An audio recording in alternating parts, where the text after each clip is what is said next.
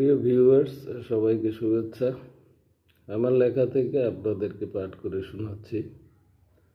শিরোনাম হচ্ছে উৎস জানা নেই।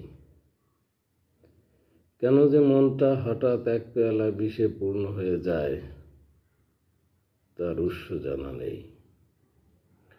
ওই সময়টাতে কোনো কিছুই ভালো লাগে না আমার। কোথায় কষ্ট কিংবা কেন কষ্ট, উত্তরও মেলে না কখনো তার।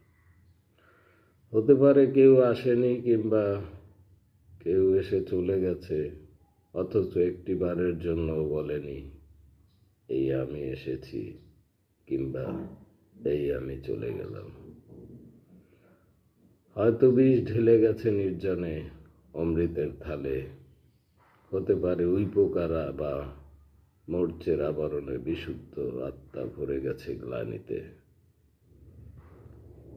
হতে পারে মন্ত্রণা, যন্ত্রণা কিংবা ভাবনার বীজ কিংবা হতাশার বীজ বুনে গেছে, যে জল বা রোদ দেখলেই অঙ্কুরিত হয়, অথচ তার শিকড়ে মাটি নেই। এত কষ্ট, এত যন্ত্রণা,